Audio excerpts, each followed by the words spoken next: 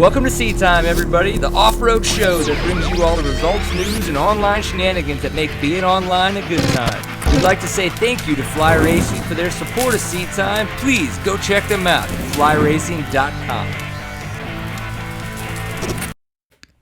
Welcome to Seat Time, everybody. Brian Pierce here, your host for this fine evening.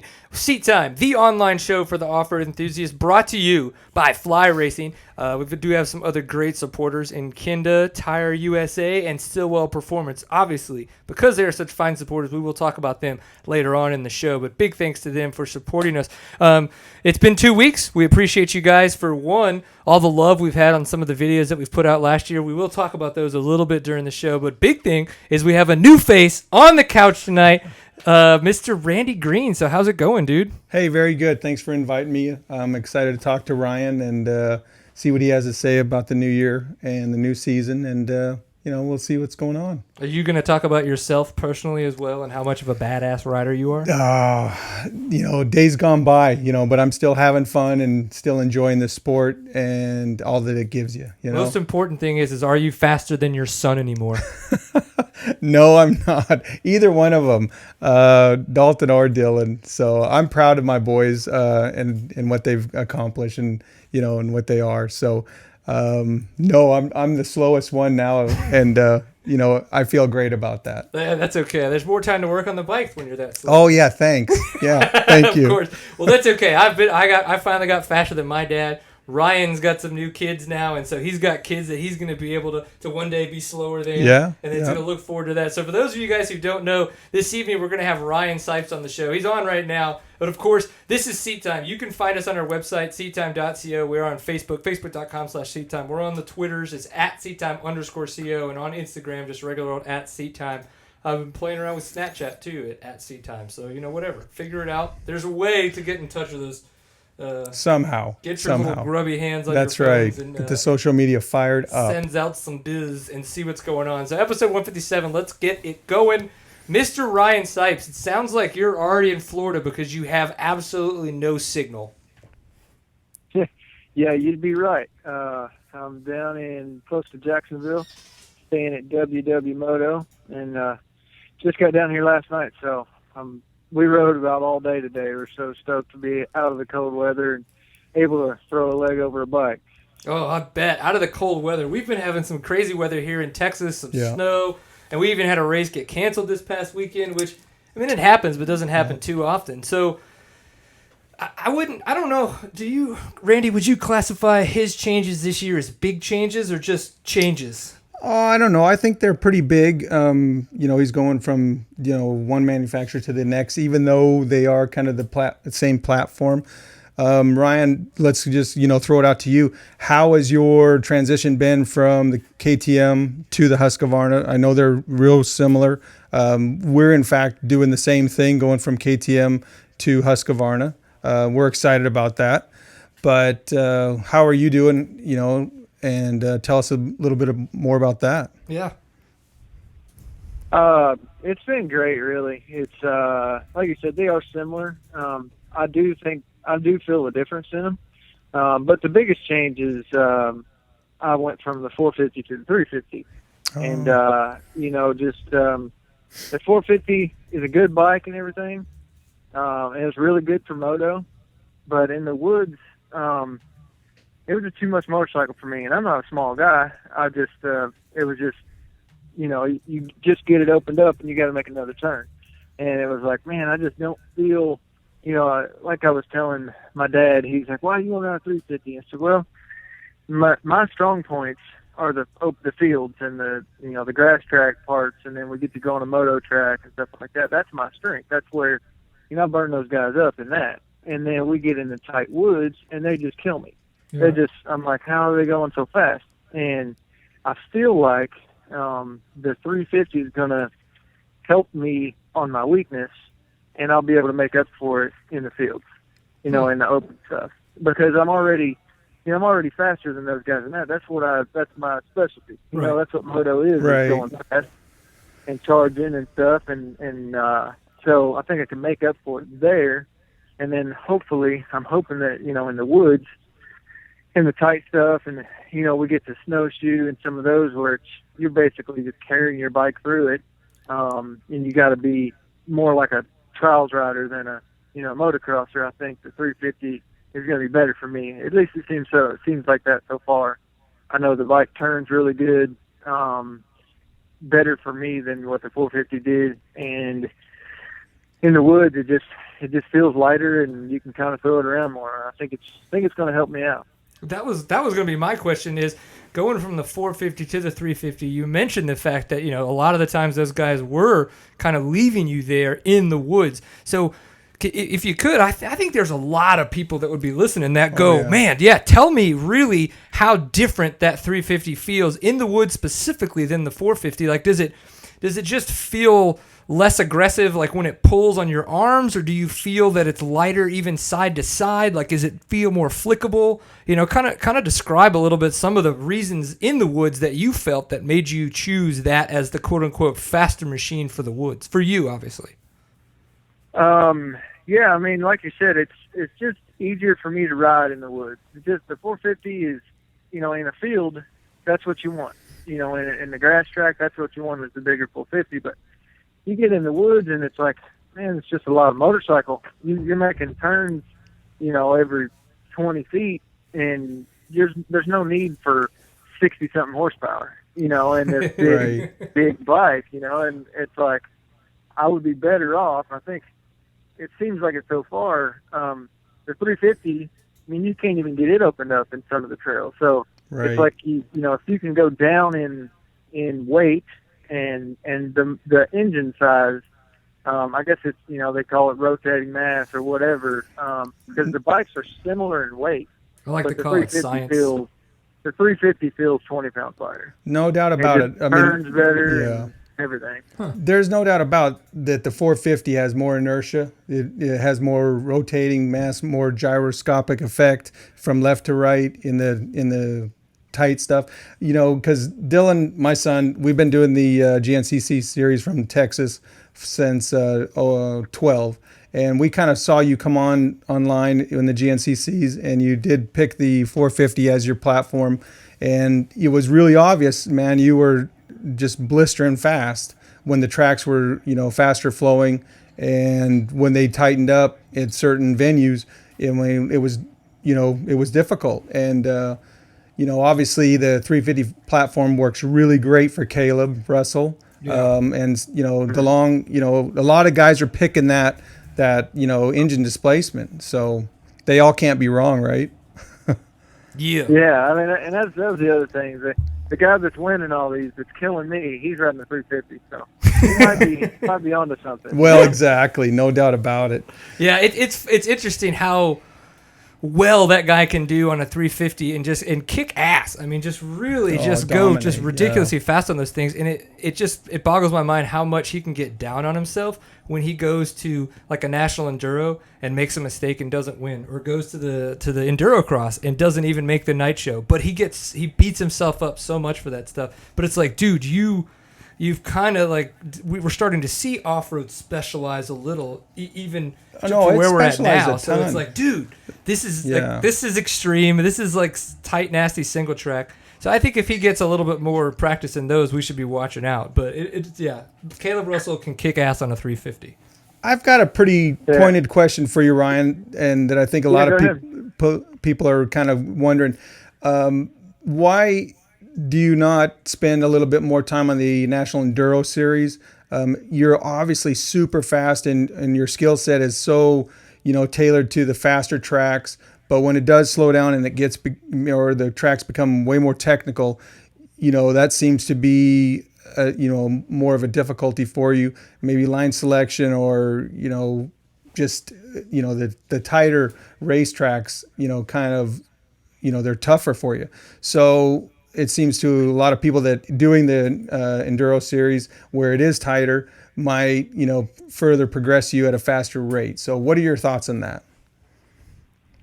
It's funny you say that, because I'm planning on doing 3 of them this year. So, oh yeah, okay. But it's I mean, I agree with you. I think that it will make me better. I don't I'm really not keen on going to get my butt whooped because I know that's going to happen. Right. But That's never fun. and to be honest, I quit, racing supercross and motocross so I could be home with my family. And if I do both series, the full series, I'm really never going to be home. My wife might kill me. So, Yep. I need to stay home. And so there's just a couple different things that kind of go into that for me not doing both series. And really, they don't pay me more to do both. So, I'm not going to go out there and kill myself and be gone all the time if I don't have to. But that being said, I'm doing 3 of them this year. And I'm also doing I'm going to try to do all of the sprint enduros. And so I'm trying to work on my weaknesses. Like you said, the tighter stuff is definitely where I'm weak, and I'm trying to work on it. We had a quick question from the chat room that I really actually liked this from Redneck Stud 69. No idea who that guy is, but I'm in. Why not ride a 2-stroke if you're worried about a 450 feeling heavy? So maybe have you tested any 2-strokes, and then if you obviously you've chose the 350 4-stroke over that, why would you have made that choice? Well, I had a 250 stroke last year, and the thing was amazing. It was so much fun to ride, and the last part of the season, that's all I practiced on. I was just like, I'd rather have more fun, when I'm practicing, because I'm riding the same old trails and ride by myself almost all the time. So I rode the 2-stroke, and it was a blast, but you can't go as fast on them. I can't. And I even grew up on 2-strokes. They didn't come out with 4-strokes until I was 18 years old, really.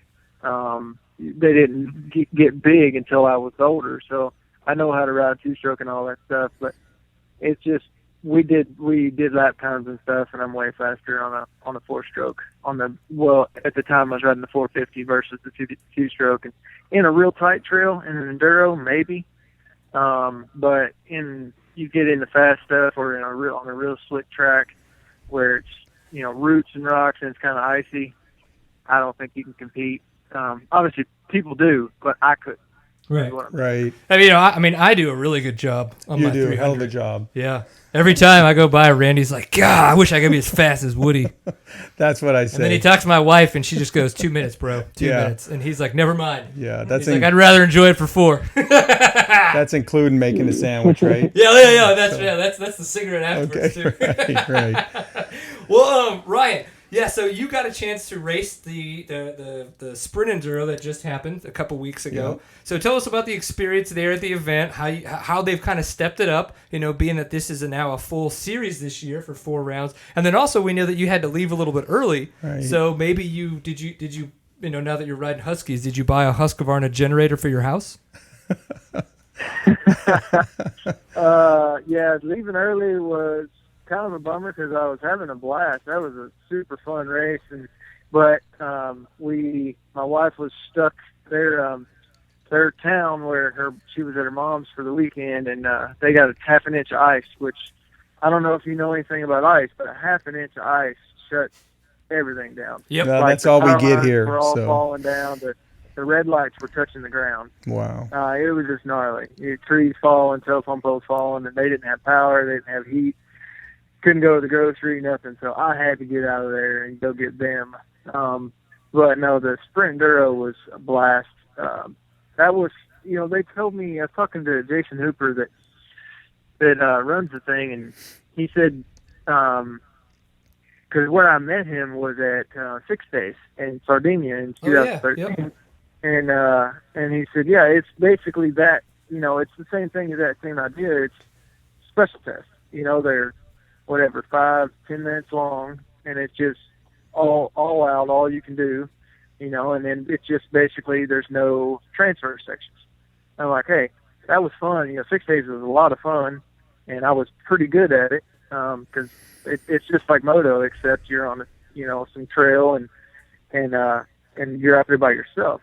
And I'm like, I got to try this out, and that's what it was. It was super fun. The course was good. It was funny, like you said, the one at the enduro test, I was a little bit further off of the times, and then on the cross test, I was better, I should have won the last test on Saturday. I missed it by half a second. But it was good for me because I wanted to go there and kind of shake down the bike, see how I was going to react on, kind of a race situation. And the bike did good. And I started out, first test I was 20 seconds off. And by the last test, like I said, I was half second off. So it was right on. It was good for me to get kind of back into the racing groove. Man, so I can tell you right now that I've never lost anything in my life by half a second. I'm definitely, there's nothing in my life that I'm maybe that good at that I could possibly have lost it by half a second. So I have to know, what does it feel like? Like when you're like half a second, like do you just think about every single little weird place that you should have made that up? Well, yeah, as soon as I saw it, I'm like, well, I know where it happened. And it was you knew the half second, huh? And I just barely missed the rut, and like kind of fun, and if I hadn't done that, like for sure I would have won. So it was like, dang it, why couldn't I have just hit that corner right? I hit it right in the other 3 times I did it, and then that one I messed up. But oh man, oh well. Hey Ryan, before I forget, a friend of mine told me to tell you hi. You probably remember him, Craig Martin from Team Green. Yeah. There. Yeah. He said to, extend, his best wishes and everything to you and your family. He remembers you guys really well. And, he said he had a great time working with you at Team Green and everything. So I didn't want to forget that. Cool. He supports us with his shop, Action Motorsports, shameless plug here. Hey. Premier Off-Road, KTM, Husqvarna dealer. They do a great job in helping everybody in North Texas as well as us. So I wanted to get that in. You did mention 6 days. Cool. Tell him I said hi. You bet, I will. 6 days, is that going to be on your schedule again this year? And I know it's just a mountain of work to get ready for and everything. And the trophy team, might be a little bit different this year. And should you be asked, would you be willing to, go and, hit it? 100%. I think I'm, would be good at it. And I think I would fit right in there. I think, my skills are where they need to be. And so, I don't know, if they want to pick me, hey, bring it on. I'll do it. If they don't, I understand I'm a moto guy, but, Right. I think I'd be good at it. Yeah, I think it'd be pretty awesome. We've heard a little bit about the fact that, obviously that you used to race motocross, like, we've talked about it. It's come up a time or two. And you were pretty darn good at it. And obviously it's always a question with somebody like yourself when you have such a big break in the summer. Are there any plans for you to race in the outdoors, or are you just kind of maybe on standby just in case, or you're just like, nope, it's not happening at all? No, I'm going to do three races for sure. 3 Okay. Nationals, and that was the plan last year, just to do 3, which are kind of the closer ones and some of the tracks that I like. But last year Davey got hurt, and Right. it was like, hey, you want to fill in? And which ended up being awesome. I had a blast doing it, and it was good for me to stay racing all summer and stay on the bike and competitive and stuff. But it's kind of part of my deal now. That if they need me again, I'll do it as long as it doesn't conflict with GNCC or some of the stuff that I'm doing. Then hopefully nobody gets hurt. But if they need me, I'm here. Is it primarily a Rockstar Husqvarna deal, or could it be with Butler Brothers on the BTO team as well? I mean, they're kind of under the same umbrella, but with Brayton out and Brayton kind of, having a tough time recovering, and the Nationals are coming up. So. Yeah, no, I'd be, they're on KTM, so I obviously wouldn't be able to do that. But, Okay. It would only be with the Rockstar Husky team. Okay. Right on. Man, that would be cool to be that fast. So another good question from the chat room: is there any special aftermarket parts or modifications that you feel makes a big difference for you on bike setup? Like something maybe that you just can't live without? There's a lot of things. Oh. You got to you ought to see the, well, I mean, just like any other race bike, there's a lot of things you change. Not that stock stuff isn't good, but it's one of those things that it needs to be as tough as it, the bike needs to be bulletproof, if that's even possible, because if you drop a race, that's a ton of points. You're not, it's going to be really hard to make it up. So, and there's some extreme conditions out there. It's not a motocross where it's 30 minutes. It's 3 hours, and it's hot, and it's muddy, and water, and everything else. So, there's a lot of different parts that we put on it, but I think the biggest thing, the difference this year that I felt so far is I'm using the factory WP suspension, and WP is doing the suspension for me, setting it up and everything, and that feels really good. I guess I didn't really know last year really how to set up off-road suspension, and the guy that's doing my suspension, he's awesome at moto stuff, but he didn't know how to set up off-road stuff either. So it was the blind leading the blind. Last year it was kind of like, hey, you think this is going to work? I don't know, let's try it. And this year it's like, combo. Hey, here's a good setting, try this, and I've always been a pretty good test rider, so we're still working on it, but so far it's light years better than what I had last year. So Man, yeah, suspension's pretty tough. Now you guys know that we have a lot of help here at C-Time for Stillwell Performance. So just talking about suspension, if you have questions about that kind of stuff, stillwellperformance.com. That's who you want to go check out, because he's helped me out a lot, and I can tell you that I had never really gotten my suspension done before, and that was like, it blew me away, the difference that really can make for you as a rider, especially being on a two-stroke and not really, when I had gone to a two-stroke, not really knowing what was going on. So if you're like thinking about what Ryan's talking about, where not really getting off-road suspension or what you're having issues with, obviously, if you're enjoying the show, supporting those that support us, you definitely want to check out Stillwell Performance and check them out for some of your off-road suspension needs. It just seemed like a really good time for a lead-in. You know what I mean? That was quite the segue. You like that? And Ryan and I are both sitting here thinking about our suspension sponsors and going. And you're like, God, I can't say anything, can I? Because then you would really just totally be a jerk. Because I gotta respect the house. I gotta respect your house. Your studio, your rules. This is the place.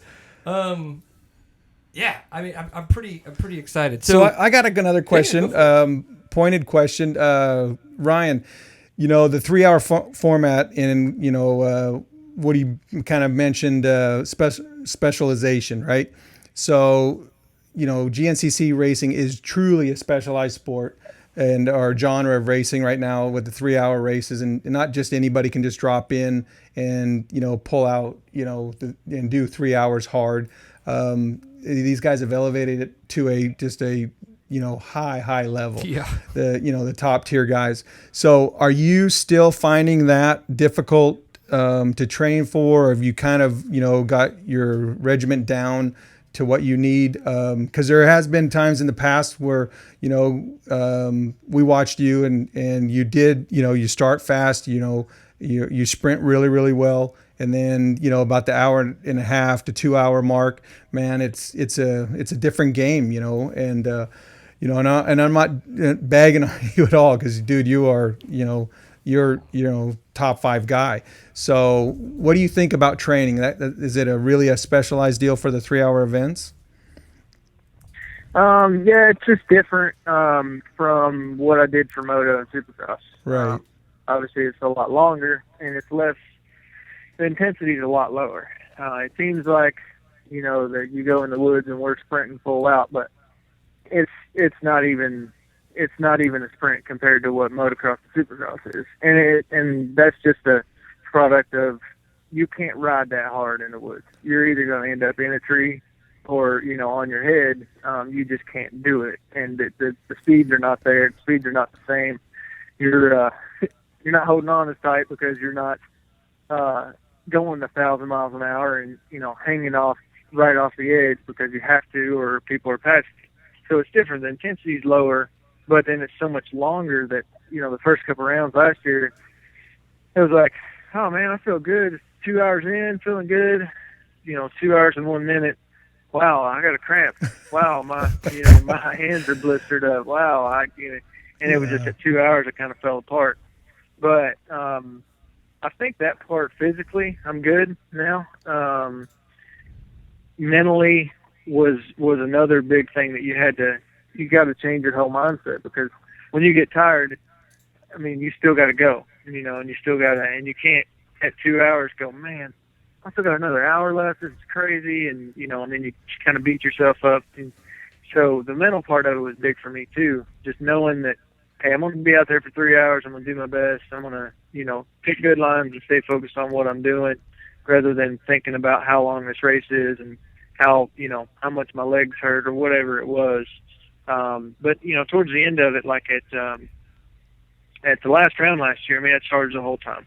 I never got tired, never felt like, man, I wish this was over. I wish we had another half a lap, because I was gaining on strength. So that was a good feeling to end off the season that way and feel good physically. Now, we've had a winter of snow and ice and crap, so we'll see how it works out. The spin bike can only do so much in my basement, but I feel good mentally and physically, and I think we'll be fine. So you're getting in some quality sand time in Jacksonville. We haven't actually been to the new property. We did a couple, or 3 or 4 at the old property there in Florida, and that's kind of a standalone sand track, kind of like Southwick. When you went to Southwick. So are you ready? And you got your sand setting all dialed in? Yeah, I think that's what actually me and my mechanic were talking about today. We're saying, I set my suspension up with WP when I tested on hard pack and kind of choppy, and then to get down here, and it's gonna, they're saying it's gonna be sandy and whooped out and fast and all that good stuff, and so it's a whole different setup. I mean, you can't take one and go to the other. No. It might work okay, but it's not gonna be perfect, So we're going to a place tomorrow that's going to be whooped out and fast and rough and stuff, and hopefully click around on a little bit, and got a couple different shocks that they have that we're going to try out, see which one's best. And I think this, if it's like what they're saying it's going to be like down here, it's like I said, fast and whooped out. It's not going to be like any other GNCC. So the setting here is not going to be what I would run at a normal one. Right. Right. We haven't walked it yet, and I've heard everything from, it's going to be just like last year, which was total crap, to, it's going to be awesome because it's sandy and whooped out. Man. Yeah, you never know. You never know. And and I was just kind of checking in because I thought that this was a new venue, but it's new again, right? Because this is one that they said the last time they've been to it was in 2003 when Barry Hawk defended his bike championship. So how different do we know that this new, or this return to venue is going to be from like kind of the past two Floridas that we've known for so long? Yeah, that's the thing. I think the guys that I'm racing with this year, all last year, I'd walk the track with Caleb or Charlie or even Thad or some of those guys, and we'd be walking it, and I'm like, I've never seen any of this. So I want to walk the whole thing, and I want to look at everything, and they're like, oh, well, it just goes down this field for a little bit and then turns and comes back. So they know it. They've been there. They've raced so many times there. Like Caleb was saying, he raced most of those tracks on 80. Yeah. So they know what, at least the lay of the land, and they know kind of what it's going to be like. Some of the tracks, like, yeah, we went through here last year, so they've seen it and they've done it. So that may help me a little bit here, because I don't think that those guys raced this one. That maybe they did on 80s or something. I think it was a mudder, but that was a pretty good while ago. So that might help me out. Then again, it might not. I don't know. I've been told that they changed the rule this year where we can only walk on Sunday. Now I may be wrong. Maybe they're pulling my leg, but if we only walk on Sunday, that'll be, won't be able to go and walk the whole thing. I don't know if that's going to be good or bad for me, but it's definitely going to be a change. Well, I think that's a huge advantage those guys have over you. Yeah. Huge.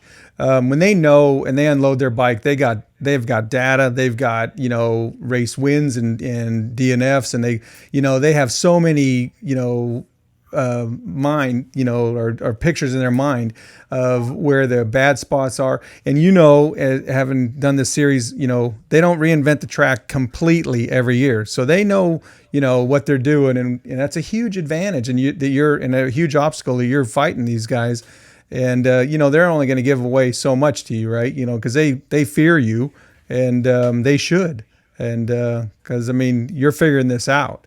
And you're coming. So it's going to be interesting to see you with a little of experience now, and having gone back to some of the, the tougher tracks, snowshoe, let's see, the Big Buck's a good one.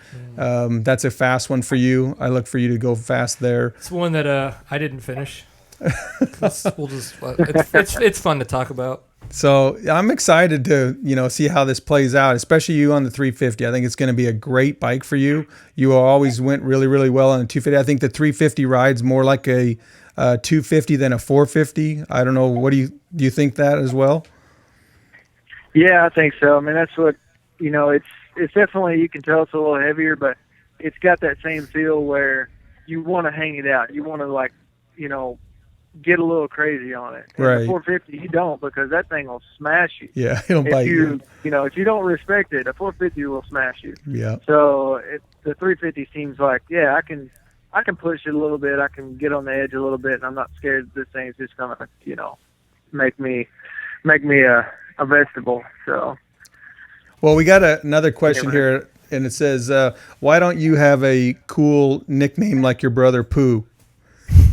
I don't know. That's a good question, because I've never had a nickname. Like, nobody's ever come up with anything that stuck. Oh, and I'm sure there's a lot of your friends have some nicknames that you can't repeat, huh? Yeah. Well, they have some that they just don't call to my face. That's right. But. No, that was another Craig Martin comment. So I was like, that's not in the chat room. You liar. One of the things that I wanted to ask you a little bit earlier when we were talking about National Enduros is I noticed in the press release, then that all went out, you being now your title sponsor, Air Group, that you might help consult a little bit with Nick Farringer and Ryder Lafferty. Is that a thing? And if it is, kind of what's the depth of that, and how does that kind of work for you? Basically, I'm just here if they need anything. If I can help at all, obviously Enduro's not my expertise, obviously, but I know how to ride a dirt bike, and maybe my strengths are their weaknesses, like the fast stuff and that kind of thing, or big whooped out, braking bumps. I grew up, I raced that stuff my whole life, and maybe riders being young, and Nick coming from enduro, it's all he's ever done is enduro, and maybe I can help out there. I don't know if I can, but I just told them, if they need me, I'm here, and as well as the team stuff and kind of the business side of it. I'm doing my own thing here, and I'm in charge of every single thing that goes on with my team, and so I see the value in marketing and different things with the just all the different ways that you can create value and create interest for your team and stuff. And we kind of bounce ideas off each other all the time. And I think it's been really good. The Air Group guys are awesome, and Ryder he's fast, man. I know he's right around that 10th place spot, but that dude's got some skill. I can see it just watching him ride and stuff. I think once he gets a little more experience, gets a little older, I think he's going to be forced to be reckoned with. Man, yeah, that's going to be pretty neat. I think it could go both ways, as we like it to sometimes. In the fact that you could be able to help them out, they could be able to help you out in some ways, and I think that's a pretty neat partnership.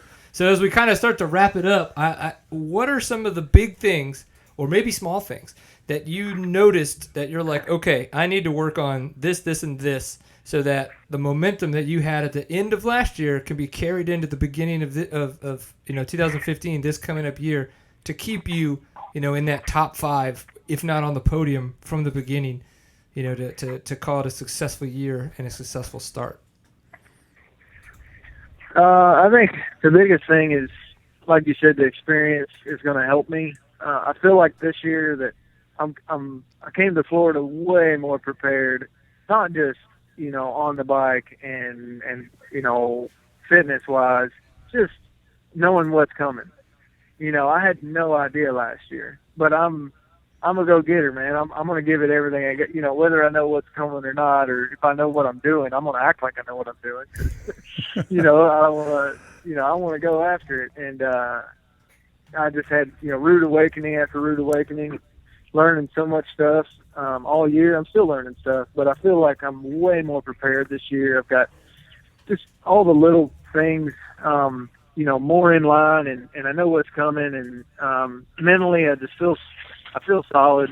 On the bike, I've had more fun than I've had in a long time, and feeling better than I have in a long time. And I don't know if that's a product of the bike or just the mental side of it, or whatever it is. But every time I get on the bike, I'm like, I feel pretty good, and you know how those days are. Some days man, I don't feel good. But did I forget how to ride or what? And that's how I felt like a lot last year. Like, do I even ride dirt bikes? I don't know what's going on. I suck at this. But, this year so far, every time I've been on the bike, I just feel really good. And I got a whole bunch of good people behind me with my sponsors and stuff. I've hired a mechanic this year, a good friend of mine. And it's just everything's going good. So I feel good about it. Well, before we go, are you interested in the business side? Would you like to stay in the industry and possibly, retain, the ownership and keep going with your off-road team and kind of be in that genre? Or do you see yourself going back to motocross or in a team manager type, facility? What's your thoughts? No on the motocross thing, just because I like being home. Right. And, want to be there for my kids and wife and everything. And I don't want to be on the road and doing that. You got to live in California. So, no, not going to do any of the motocross stuff. I'll always ride and everything, but I'm not going to try to be a team manager or anything. But the off-road thing, I mean, who knows? If I start figuring this stuff out and start getting better and, have a successful couple years myself, and if I got the sponsor backing and, I can keep the interest up in the team, and hey, if somebody wants to ride for me, if I got the money to pay them, that'd be awesome. Right. I like the GNCC crowd. I think it's a cool sport. I wish they could get more spectator friendly stuff, because I think that's the only thing that's going to make the sport grow. But, I agree. Still working on that.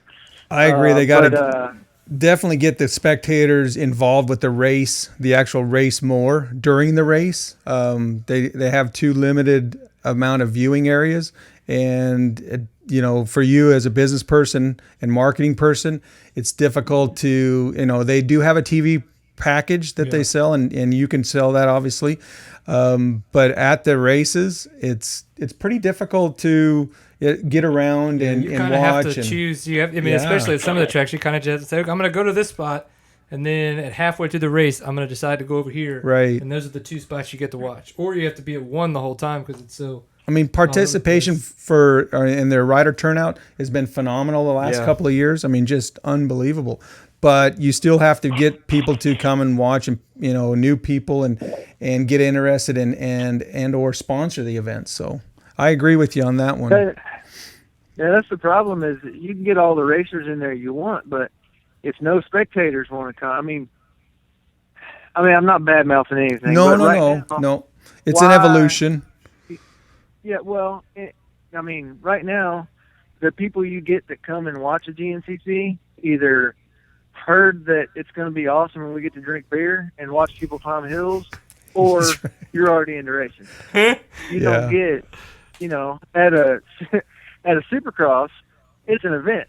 People are like, oh yeah, they're having something over at the stadium, and they don't know anything about their bikes, but it's such a cool show. Right. And you can see so much, and there's fireworks, and there's, whatever. It's like, oh, we'll just go to that, even though they don't know anything about their bikes, and they're taking their family. You don't get that at a GNCC because you can't see much, and, it's out in the field. And there's nothing wrong with that. I think it's an awesome, form of racing. It's just what can we do, or what can they do? It's not me. What can they do to make it more spectator friendly? Right. Because when you get spectators and you get people interested in it, get a big following, you get sponsors, and sponsors bring dollars, and dollars bring, everybody's happy. Yep, I agree. It's an evolution, man. Then there'll be more seat time shows and yeah, and more crap on the internet. You can only embrace the brutality so much, and that's what they kind of push out there as their 3-hour event. It's because they're the only ones that do it, and they do it well. I mean, the Coombs family, that's a big task to stay on time and be safe, and people go out there and race, and they got a good show. But like Davey will probably be the first to tell you, is there room for improvement? Yeah. How much change did he bring to motocross, and still doing that? Yep. So yeah, it's an evolution, and it's going to help teams like Air Group, and it's going to help you in the future, and all the young guys coming up. It's just going to further the sport. So I agree. Well, Ryan Sipes, I know it's an hour ahead over there. You might be ready to hit the sack. I don't know. I mean, I want to assume you are, since you're so fast on a motorcycle. But so I got another question. Are you going to stay for the full Supercross, or are you going to the full week? Well, the full night, because basically it's the night before the GNCC, isn't it? Yeah. No, I'll be cutting out right around the end of the 250 main. Probably. I got to get out of that traffic. Yeah, exactly. Because it's a beast getting out of the speedway after the race, man. I've done it, and you're better off just drinking beer. So he might not be. But we are drinking and staying. Yeah, that's it. You're either there drinking beer and you're racing, or you're racing. Yeah. Hopefully, you're not drinking beer. Hey, well, racing. Good luck. Pleasure talking to you. Have a great season. We'll be rooting for you and watching it every round. And I know Dylan and I are pulling for you hard. So. Go after it, man. Yeah. Hey, I appreciate it, guys. Thanks for having me on. And anytime you let me know, I'll come back on. Heck yeah, we're gonna have to find you a Starbucks map, so that way while you're traveling around the world, we can always tell you where a Starbucks is, so you can go grab some free Wi-Fi. Yeah, no, that would be good. 'Cause the last 2 times I've come on the show, the video has not worked very well. Yeah, that's okay. Well, we appreciate it, man. It's always a great time, and yes, we will always have you on, because not only are you a cool guy to talk to, but you're very informative, and it's just fun. So that's what we like to have here. So keep being a good old boy. Good luck this weekend. Try to watch the Enduro Cross if you can, and just let us know how it goes. All right, man? All right. Thanks a lot, guys. All right. Good luck. So Ryan Sipes, cool dude. Hopefully he does really well this weekend. I think he will. I think the momentum he got at the end of the year last year, he was learning some stuff. He was getting better. He was figuring things out like he should. And then he's had all the time off. This guy didn't get to where he's at, right? Winging it, right? Yeah. I mean, he's got a plan. He knows what he didn't do the last couple of seasons, and it's he made wholesale changes. He went from a 450 to a 350, which, doesn't sound like that earth shattering, but it's a big deal to a guy like that. Especially the XC1 class, where everybody thinks that power is everything, and especially in GNCC, it's kind of been a bit of a paradigm shift, if you will. The smaller bikes are, just gaining popularity. They're finding that they can run them for 3 hours harder. Yeah. And it's not about how fast your motorcycle is. It's about how easy it is for you to ride hard for 3 hours. Just think, if Ryan Sipes does better than he did last year on a 350, right? What that's going to do for a lot of the... I mean, granted, Japanese manufacturers don't... I don't want to say they don't care about off-road, but they don't care about off-road. You know what I mean? Like, that's not their selling market. Like, they make the 250 and 450 because 250 and 450 is what they finally decided on in Supercross. Like displacement. So it's easy to say that they do care, and here's why. Here's the evidence. Yamaha went to the FX model in the 250 FX. Well, yeah, so now everybody's seeing better. a little bit of the niche market, value. Is it still a niche market? I don't know. I think off-road represents a bigger market than it ever has. Right. When you go to one of these GNCCs and there's 1,000 guys running, or 1,500, just motorcycles alone, not the quad guys, not Right. all that. I mean, that's a big, showing for what interest, people have. So I think, the off-road specific market is getting bigger, and in the Honda and, Yamaha and possibly Kawasaki are going to see more select models, and they're going to kind of, tap into that. You think we'll see two strokes again? I mean, obviously Yamaha makes the 250 still, but yeah. It's fairly unchanged. Bold new graphics, new plastic and such. But there's so many. Seeing There's so many, variables that play into that whole thing that aren't even, fun related. EPA. Well, then, why do they do that? Why do they go that way? You can't have two-stroke, weed blowers in, certain areas in town, and I mean, there's, they're noisier. They're, so I don't know. I miss them. I mean, they were awesome. I think our sport took a vast step backwards because of the how complicated motorcycling instantly became with four-stroke engines, because now all of a sudden guys that were moderately capable of working on their bike really don't feel confident enough to do it. So Right. It's $1,000 rebuild. Granted, it's further down the road, but it still is a big deal. So I agree, and I've had to do them. I've had to pay to have them done. Yeah. And then I had to do it on my own another time because I didn't want to have to pay to have it done again. Right. Because it's retarded expensive. Right. So, yeah, no, it's interesting. But it'll be fun to talk about. So another fun thing to talk about is fly racing. Fly Racing is a huge supporter of Seat Time. They have been since the beginning. If that tells you anything, they like to stick around with the cool kids. Yeah, and, we're one of them. We're a fly team. If it weren't for Randy, and, Dylan wouldn't have Fly Racing as a sponsor. He just called him up and was like, guys, it's Randy Green. I just want to tell you about this kid. He's also my son. Yeah, we've been with Fly for, I think, 4 or 5 years now, and they take real good care of us, and we're happy to wear their gear. I mean, it's awesome product, and I encourage everybody to try it. And if you're not already in it, and they got great colorways for 2015, and lots of neon, which is fun. Yeah, they're leading edge. So yeah, I was surprised. I put on the Evolution pants, and I hadn't ever gone, holy crap, that's awesome, like for motorcycle pants. But the magnetic latch closure there, and then the way that you can adjust, kind of micro adjust on the sides, I kind of was like, that's swift. Like it's smart thinking. You can tell that they're like, okay, what we've been doing for years worked.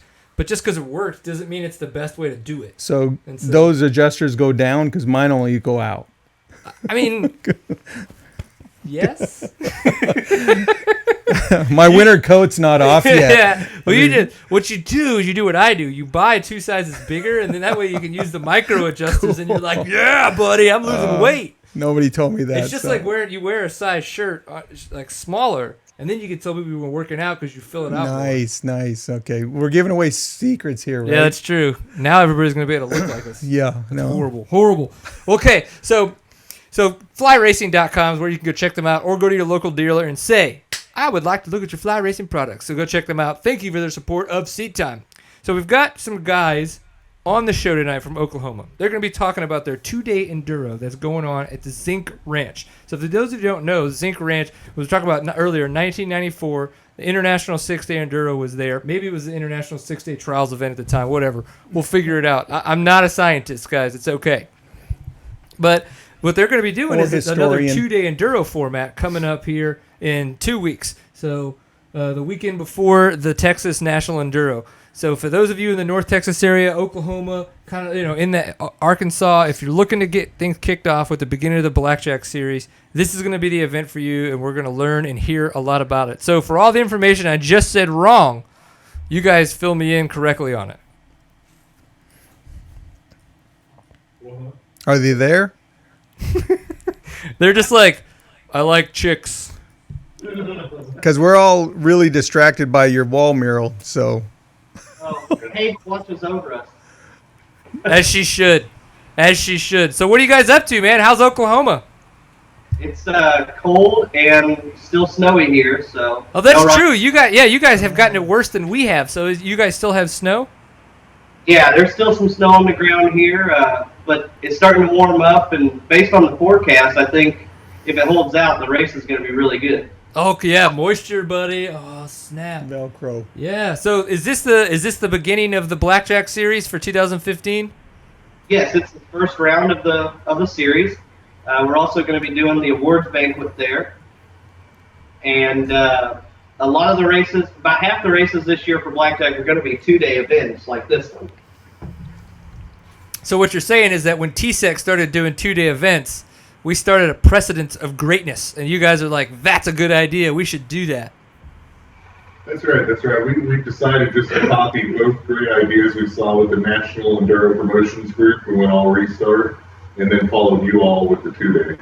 I'm just kidding. It's all about having fun with the sport. But it's interesting that we've got you guys, I think, Blackjack. Now, we'll talk about the Northeast. They still have timekeepers. And you guys in the Blackjack series have had timekeepers for a long time as well. Is this the first year you guys are doing a full restart format? Yes, this is the first year that we're going full restart format. And it actually started as kind of me and another guy talking about it. Maybe we should do this. Maybe we should go that way.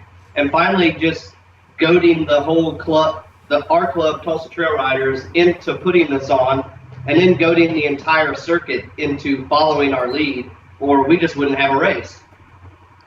So, yeah, I think you got to follow the trend. You know, you're going to draw from motocross. You're going to draw from, other off-road cross-country series.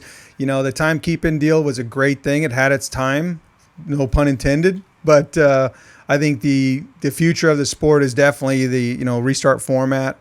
It's, it's really fun. It's fast-paced, and more genres of racing can, enjoy it. So good luck, you guys. Yeah. So So Tulsa, Oklahoma. It's kind of they kind of give us the name, give us the location, get the exact dates. What, 14th and 15th in March? Is that correct? Yeah, it's March 14th and 15th. It's going to be just outside of Tulsa, Oklahoma, at Zink Ranch, which was the 1994 ISDE location. The trail riders had that land from 52 to 94. So we had tons and tons of trail. We actually had 3 individual 80-mile loops out there. But after the 6 days, we just couldn't have any more events out there. And this is actually only the second event we've ever had there as far as for modern bikes since that race. So the trails are really primo right now. Well, I actually remember that race a little bit. I know several people that raced it, and it sucked. It was a dusty week of hell. So you guys couldn't, show in a better light with the recent, rain and everything. I think you guys are going to show that place what it can truly be. So that's perfect. And it's right before the National Enduro. I think a lot of people are kind of coming this direction anyways, so maybe that'll give them another reason to come out a little bit earlier and ride your event. So I think that's what they're hoping, and I would like to see that. I know, unfortunately, some of the guys that do the GNCCs, they're going to be racing in Georgia, so they can't come over. But I've been trying to talk to a couple of the guys that are like, right. Oh yeah, we were going to come over around Tuesday and do some riding. I was like, well, man, just roll out a day early or a weekend early, and head straight to Oklahoma and ride there, and then that way you guys can get some extra riding in. I haven't ridden at the Zink Ranch. Obviously, I'm gonna race that race. It's gonna be me and the Baileys. Jordan Bailey's been on the show a lot. Her husband Cooper Bailey, and then his father Scott Bailey. All of us are gonna be on a row together. I think row 30. So that'll be fun. So I'll be able to have a report afterwards. Yeah. But up till now, I can't tell you if it's gonna be close to what the Texas National will be. I know the Texas National is gonna be tight.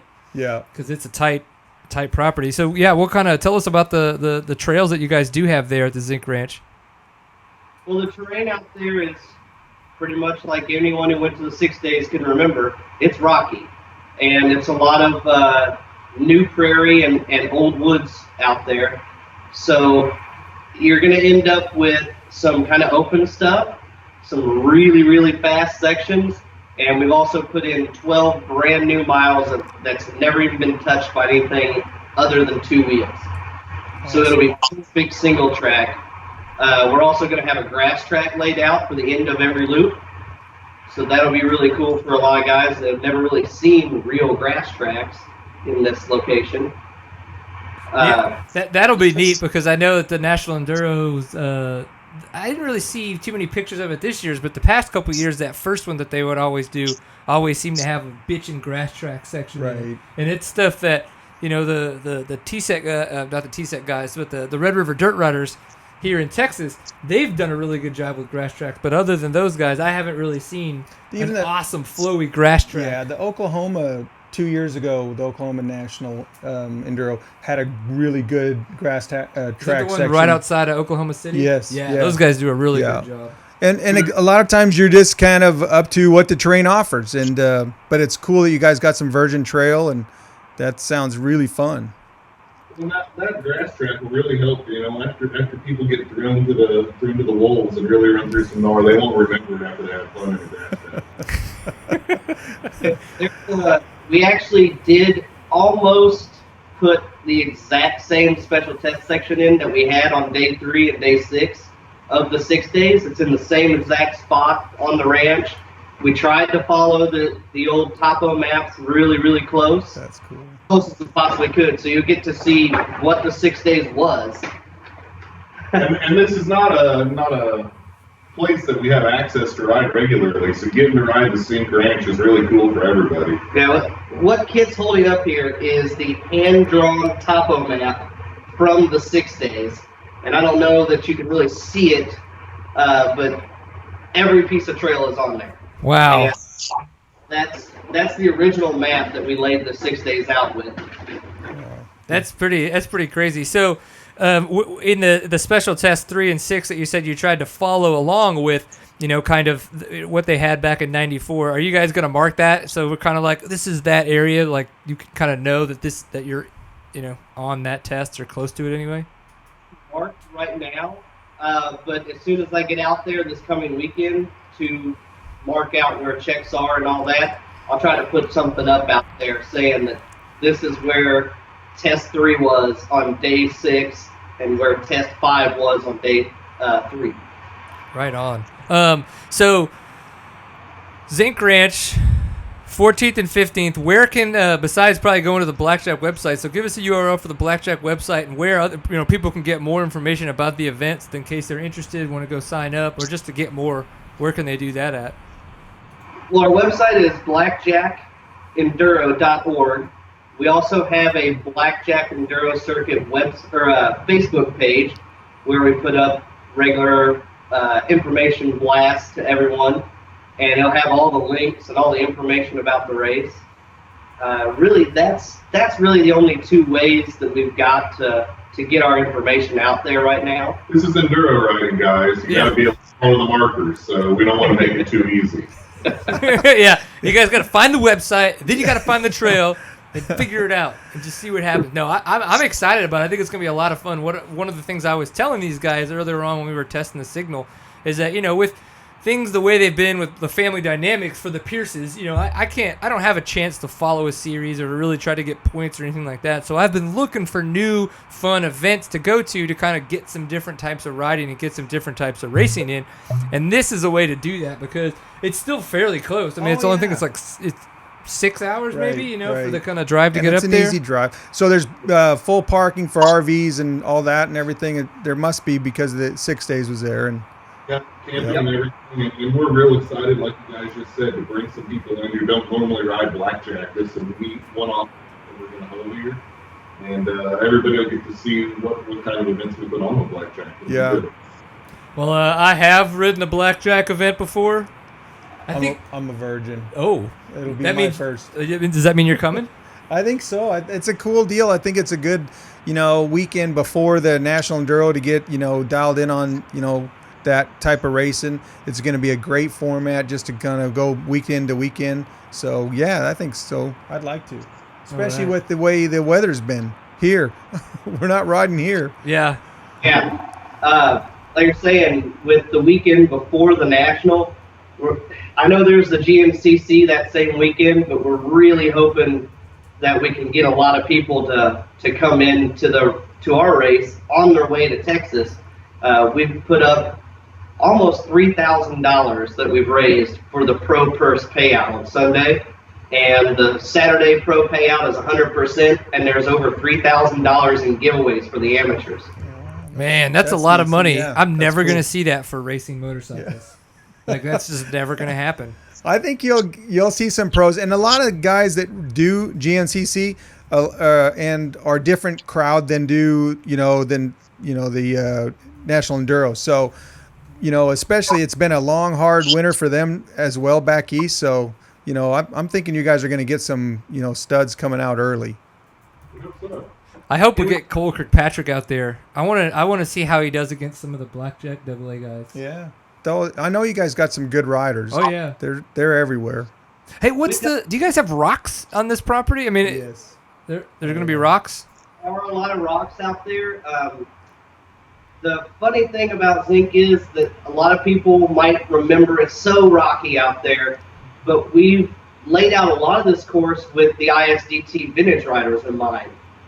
So there's a lot of transfer stuff out there that's just kind of running down a field, not a whole lot of rocks, and we really tried to keep it smooth and everything in a lot of the trail that we're reusing from the 6 days and from the ISDTs. So I don't think it'll be as rocky as a lot of guys remember, but I'm not saying it's not rocky. Right. But when I think Rocky and Blackjack, I think of what was the Goat Trail at the Train Robbers Enduro, and I think it was always in the long course, and that thing beat the shit out of me. That was so gnarly. I loved it. Everything beats the shit out of him, but that's just true. the way it is. I know. Before we even started the show, Randy was like, "You better watch out." I was like, "Yeah, you got it, buddy. You got it. Hands off. I'm fragile. Nobody needs that." Hey, I just got one question. Is the nice blonde girl going to be there?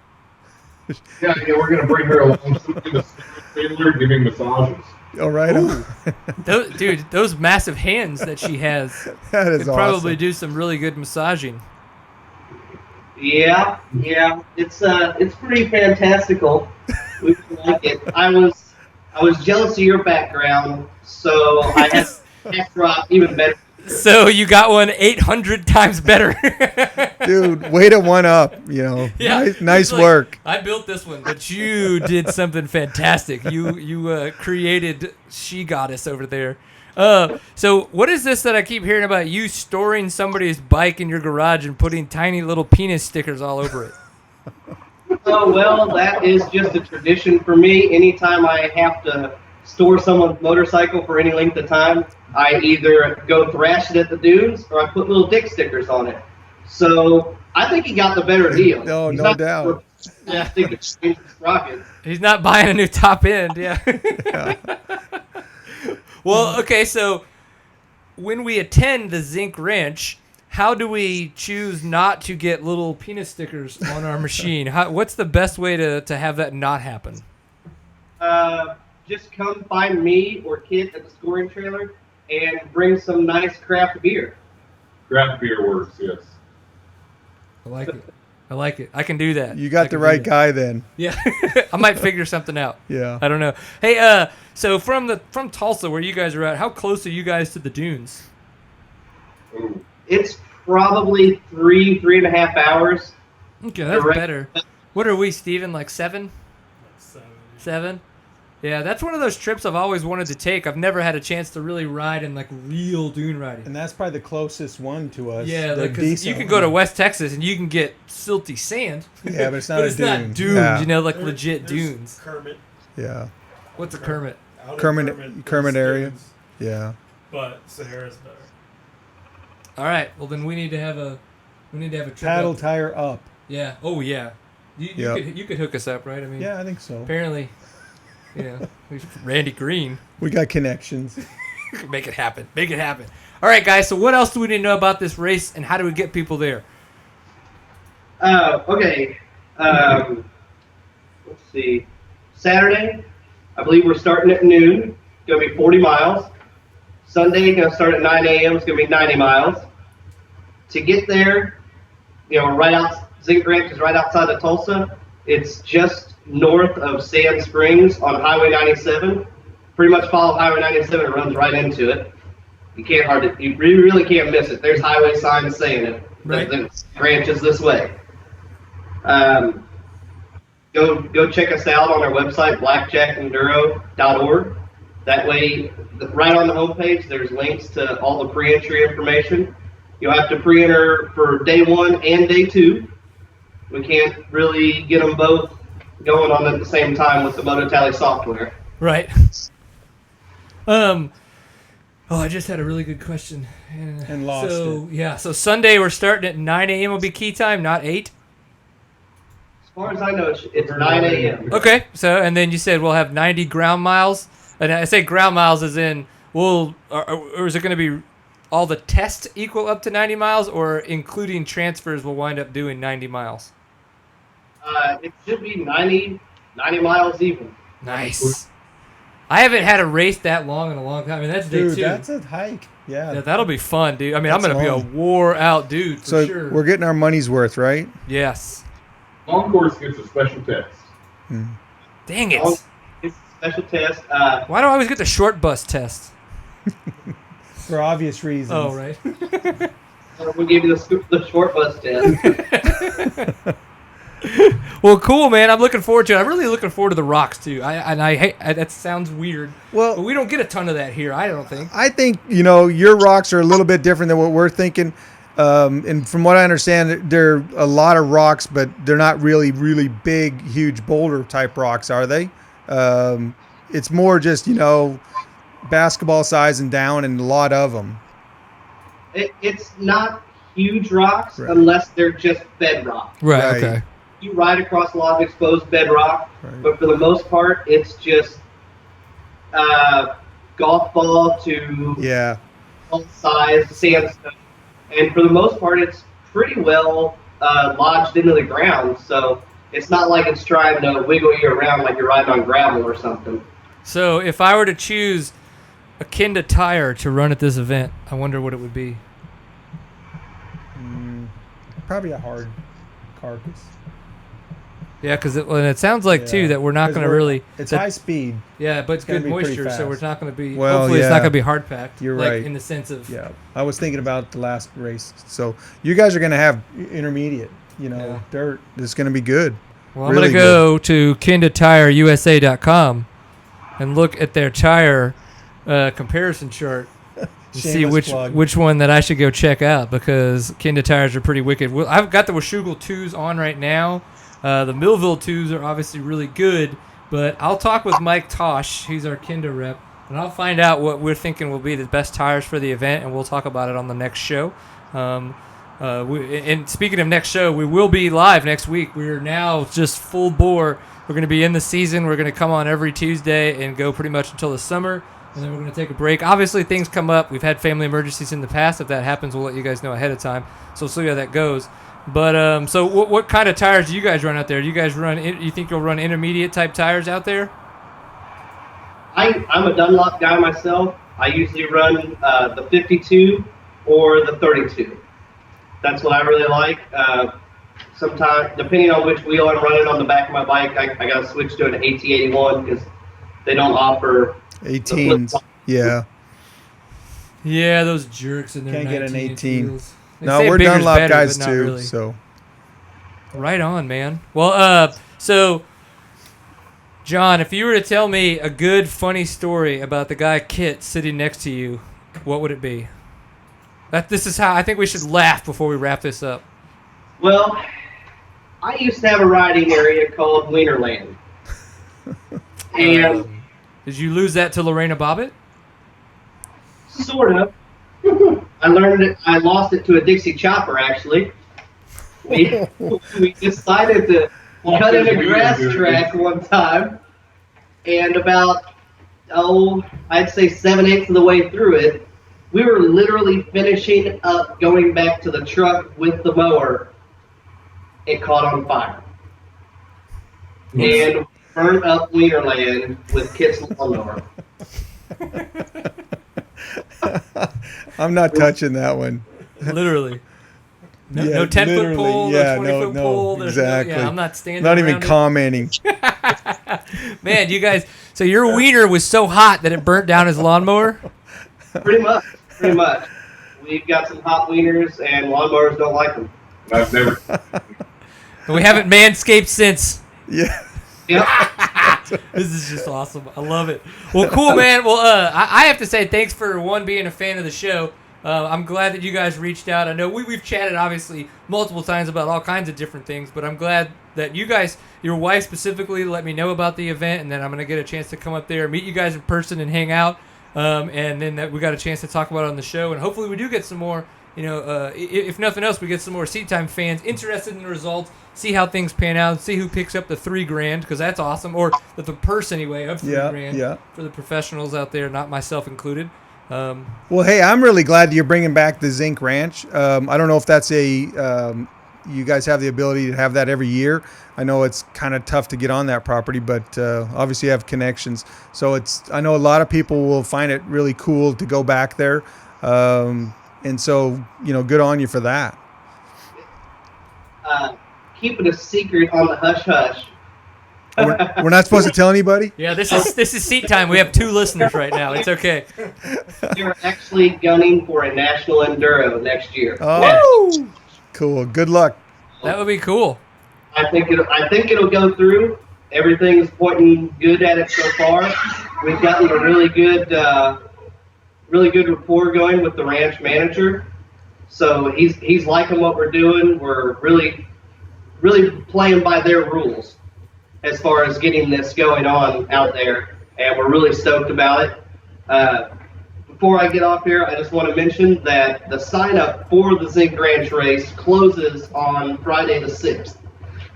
So You still sign up at the event, though. yeah, you can sign up at the event, but it's $5 extra, and you really don't get your pick in a row anymore. You're just kind of limited to what's there. For Black Jack, our round 2 at White Rock, the sign up is already open online. For the guys that like to get photos of themselves, Yellowwood Photography is going to come down, taking a bunch of pictures during the weekend. I'd also like to throw out thanks to some of our sponsors that have helped with our Pro Purse and some of our promotion.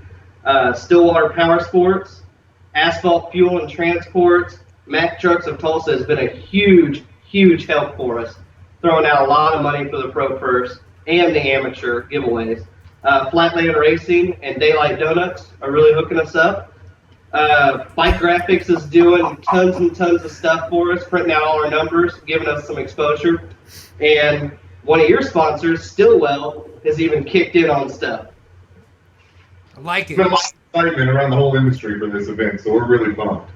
That's cool, man. No, it should be a lot of fun. And again, I'm looking forward to something different. And it is neat because I remember when that happened, the ISDE in '94, and I was like, Dad, we gotta go. And I was 12, 13. Yeah. No, 13 because 94. No, I don't know. 14, whatever. I was still a young buck, but I kind of knew how important it was, and I really wanted to go, but it was just too far for us to drive currently from New Orleans. Well, I wasn't 13 or 14. And I don't even want to talk about that, but it was a great event. It was a big deal to have it in the United States again. That's really cool that we could possibly have a national enduro. I think, AMA and NEPG, they would love to have that name again in the schedule. So, rock on, you guys, good luck. That's cool. Big beards and hearty beer. Hearty beards and good beer. I don't know. We can come up with some kind of fun slogan for it. Yeah, they're just drinking their beers. I know. Yes, indeed. We still on? Yes. Awesome. Well, thanks a bunch, guys. We really appreciate you coming on the show. We'll chat soon, all right? All right. Thanks. See you guys at Zink. See you in 3 weeks. I'll be looking for Blondie on the side of a van, okay? Ooh, all right, see ya. Do it. Later, guys. Later. See ya. Woo! All right. No, that'll be fun. Oh, yeah. Hell yeah, that'll be fun. Just to go back to the Zink Ranch, that's a big deal. And everybody will know that in off-road racing. Right. So that's, I didn't have any idea that they were resurrecting that property or anything like that. So that's really cool. I think a lot of people are going to come out. The timing is going to be pretty good because a lot of the National Enduro guys are specific to that series, even the amateur side of things, not just the pro side of things. A lot of guys that run age groups and displacement classes, they don't do GNCC. And a lot of people the GNCC, man, they're dedicated down there to Right. Florida and Georgia, so they're going to miss out. And but other than that, it's cool. It's a great thing that they're on their that property. I'm excited about it, being able to go back and do this. So, really quick before we totally sign off, I wanted to say Bike Week. That's starting up. So we got Endurocross starting on this weekend. We're gonna have Supercross. We've got the GNCC. There's going to be an Enduro down there, not a national, but that's okay. And then obviously all the other stuff that goes on, the hoopla, if you will. We've got to have a flashback. I wish we could show it, Steven, to the Harley from last year. That Recluse, the guys from Recluse decided to knock over, I guess, when they were doing burnouts on the show. And the dude lost control and just tried to and just about drove it through the wall. Oh, he got traction and he was doing yeah. So it was pretty epic. So if any of you guys go back to, I can't remember. I wish I could even remember what episode it was, but look for the one that from Recluse from Bike Week last year. No wonder their clutches get such good starts, right? They're just grabbing traction just where go. they shouldn't. Yeah. Where they even when shouldn't. the front brakes held, just going anyway. Yeah. And that Harley. No, dude, we're at the middle of the season, kind of, if you will, because everything starts at Daytona. We're what round of Supercross? I think halfway through, so we're 7, 8. It's like and 8. it seems like it's just railing by now. And Dungey seems to have a lock, but at Florida, there's so much going on. You can see short track, you can see, off road, you can see motocross, Supercross. There's amateur Supercross, there's so much going on, as well as, more Harleys and, and on-road bikes of all manufacturers. Everybody comes there. The Beamers are running with the Harley guys, and everybody's cool with it. They're okay with it for a week. You can't get away with that at Sturgis, but you can at Daytona. Really? Yeah. So interesting. Okay, so a biker chick on a Harley looks different from a biker chick on a BMW. That's a question mark for you. I'm asking, do they look different? Oh, incredible! Yeah, because that BMW girl, she's a lot more sophisticated and probably works out. But the other one's kind of, hardcore curls the whole time. Hardcore American, One can probably percenter. kick both of our ass, Oh, okay. So, you got to watch what you say. I wouldn't say that with her in here. In a confined space, yeah, where it's very hard to run away. Exactly. I like it. Well, yeah, if you guys are at Bike Week, definitely tag us, Pineful of Awesome, in any of your posts. That will just be super cool to see. We were, as I should say, we're always trying to find a way to make it down for Bike Week. I've yet to ever go. I think it'd be a hoot. It's a great time. So on your bucket list, if you will, motorcycling, yeah, for sure. You got to make it happen because there's nowhere else like it. Sturgis is its own deal. Daytona Bike Week is its own deal. They don't compare, because right. there's kind of a rally deal, but Daytona is more of a race deal. Nothing speaks racing more than Daytona. When you say that word, in both automotive circles, motorcycle circles. You win Daytona or at Daytona, it's a big, big deal. So. And then, what would people Google to see about your professional dirt tracking background? Oh, geez, it doesn't even matter anymore. I have a long history of racing motorcycles. I was lucky enough to have parents that were really into it. My dad raced. I started early, went amateur, and then turned pro. Had a national number for 7 or 8 years, and then went to Europe and raced speedway over there, and for 3 years. And in between there, I rode super bikes for Yamaha Motor Canada for 2 seasons. So I've kind of been really lucky to have opportunities in motorcycling. Yeah, I love it. My dad, he wasn't just we're just going to motocross or we're just going to off road or let's do a little bit of everything. Everything and it's got an engine and 2 wheels. I have full love affair with this sport. So. Yeah. It's cool. I'm a lifer. Yeah, my dad's the same way. He's street bikes, dirt bikes. We had it all. Now less street biking, more off road, but still really enjoyed that. Right. And it's kind of the same way for myself. I just never had a street bike, so I've never really done anything like that, and that's okay too. But I love the vintage racing. That's so much fun now that I've got that. Yeah. My dad's got the Can-Am, and I've got a chance to do that a little bit. That's a lot of fun. So yeah, no, for sure. We've had so much fun doing this as a family, and I can see that already with my son and my daughters and all that kinds of stuff. So we're just gonna keep it going. It gets better. I mean, I'm lucky enough to have 2 boys that are, into Can I what get I'm faster, into. though? I mean, I don't think you will. You're faster than when I first met you. Or maybe I'm slowing down. I don't know. one way or the other, I'll get faster. I'll feel faster. Okay. How about that? We'll go with Whatever that. works. I'll feel faster. So, guys, thank you very much for tuning in for episode 157 of Seat Time, presented to you by Fly Racing. Of course, you can find out more about Fly Racing at flyracing.com. The guys over at Kenda Tire USA, kendatire.com, and of course, Stillwell Performance to stillwellperformance.com. This is Seat Time. You can find us on our website, seattime.co. We're on Facebook, facebook.com/seattime. We're on Twitter. It's at seattime_co. On Instagram, at seattime.